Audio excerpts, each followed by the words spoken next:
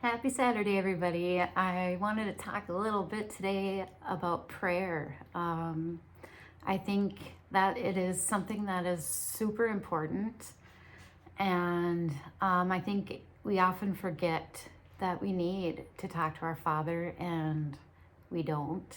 I think, if we thought about talking to Him like we do our earthly parents, some of us don't go a day without talking to, our mom and our dad, and we'll go years. I know I did years without talking to our creator. And I think that prayer is something that is so looked over, underrated, underestimated as well. And I think it grieves him when we don't pray, we don't seek him, and we ignore that he's even there, because we don't do anything of ourselves. It's all through him. And that starts, it starts really with reading the Bible and getting into the Word, and then, prayer and all that. And just to be clear, I'm not speaking to the people that have been around for a while and they know their purpose, they know who they are, they know, I consider myself a baby Christian because I've had to deprogram and relearn a lot, which is another video in and of itself. But so I'm speaking to, the newer in faith people that are still, maybe in the beginning stages of their journey, like myself. I know I have a lot to learn.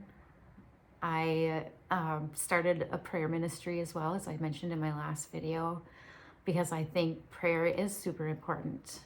And you are still in service to God by praying for other people.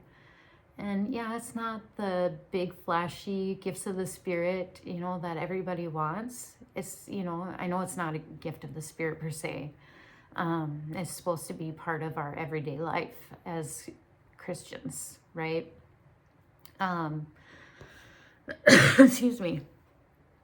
And I think it's often very overlooked, and we take it for granted. And because it's not the flashy gifts of the Spirit, it's not prophecy. I've seen in a lot of comment sections where, how do I get the gift of prophecy? How, I want this gift, I want this gift. And I think that we have to take a step back and remember that everything has a process. And that not everybody you watch out there is a true prophet.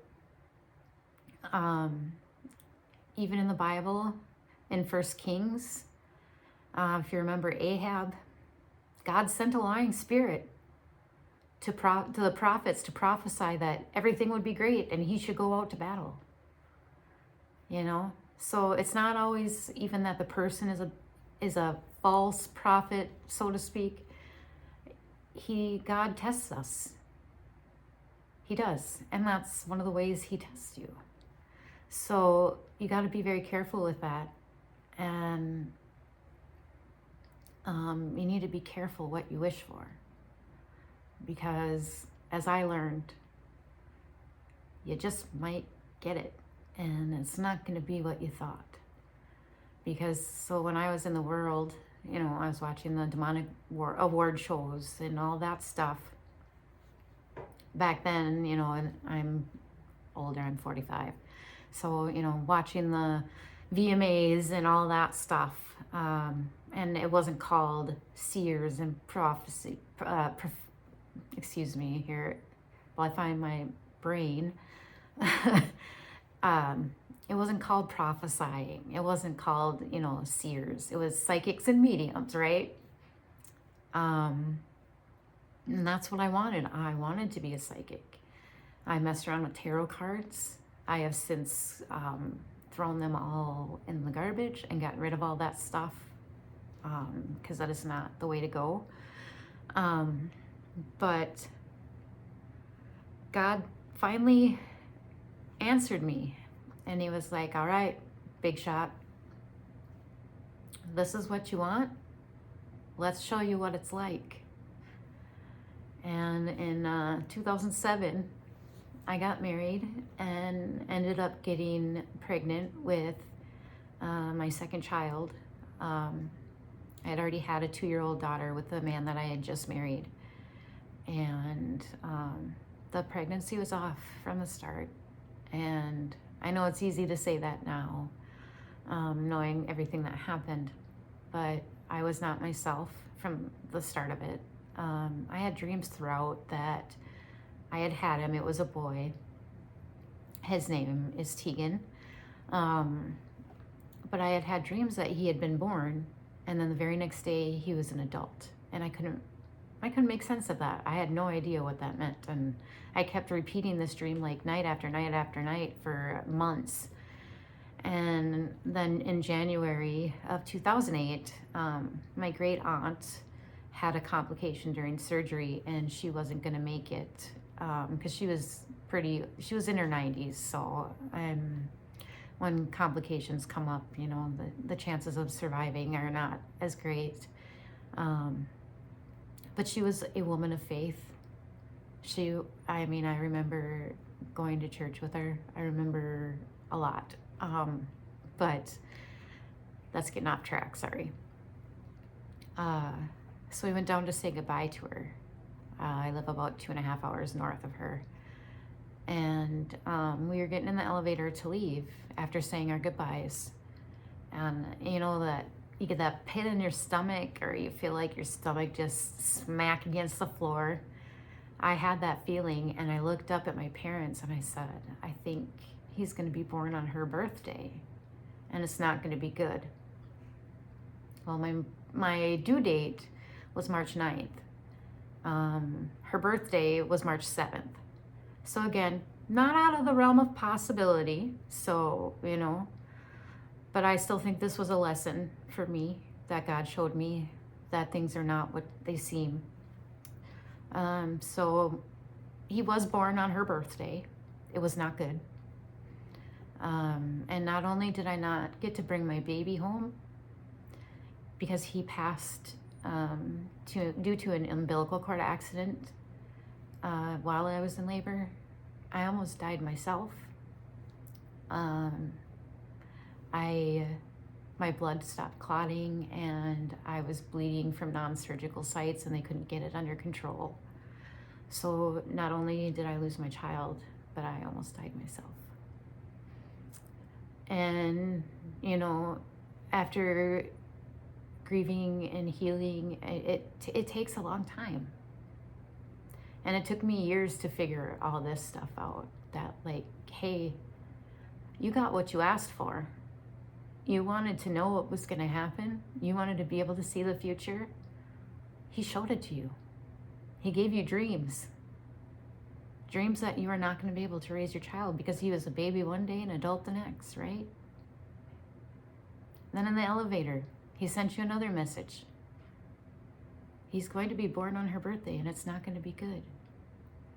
And one of my aunts actually helped me see that it actually gave me a lot of comfort that he was born on her birthday because she was such a woman of faith, and to look at that as a good thing, and that he is with her. And now my grandma, who recently passed in September, who is also a woman of great faith. But prophecy isn't always the happy. And I think that's why we need to follow the process, you know, just like doctors. You don't get to perform surgery your first year after school, the first year, right? They're in school for years, and then they have to do residency and all this other stuff. And I think that,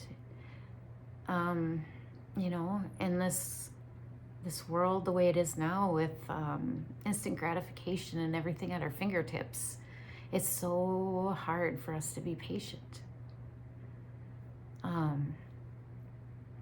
But, you know, prayer should be where we're starting, along with reading the Bible.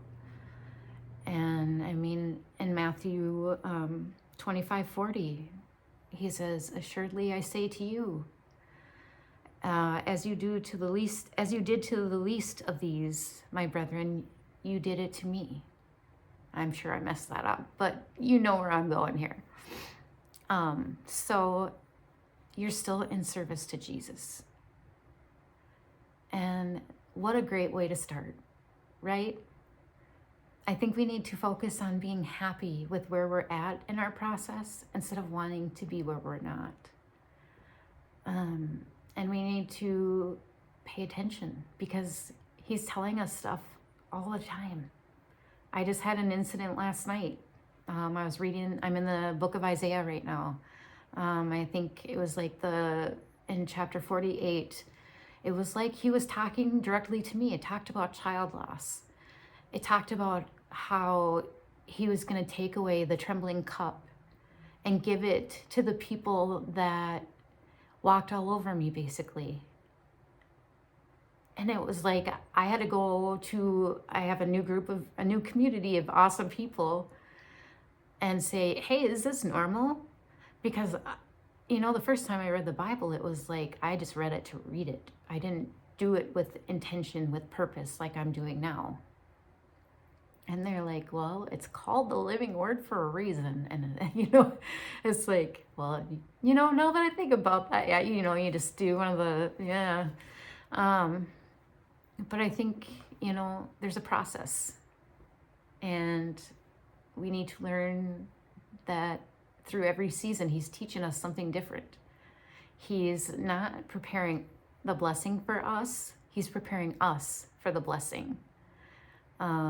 And I think, the big flashy stuff, the prophecy, I think even if the prophets are honest, the good ones, and I watched a good one yesterday, it was chilling, it was terrifying, but awesome at the same time. Her gifts are amazing. But I bet you she might tell you that it's not always sunshine and rainbows. And that it's not something that a lot of people that get it wanted, because they know and they've been through the process and they know that, it's not always going to be great. And a lot of times, especially in these days and times, it's not going to be good. And yes, there's always hope, always, always, always hope. But again, it starts with prayer, right? So we got to start praying more and getting in our Bibles and just learning and growing and taking our time and being thankful and grateful for what we have and where we are, and stop wishing that we were better or greater or bigger or flashier with our gifts. They'll come in time. And I know that now, and I learned the hard way. So I'm hoping to prevent others from learning that way, because if I could take that back, I would, and I can't. So I guess my purpose and point is, get into the Word, pray for people, pray for your enemies, especially if you have them, because that's service to God. And that's the most important thing you can do. So in the meantime, be kind, be loving, and we'll see you in the next one.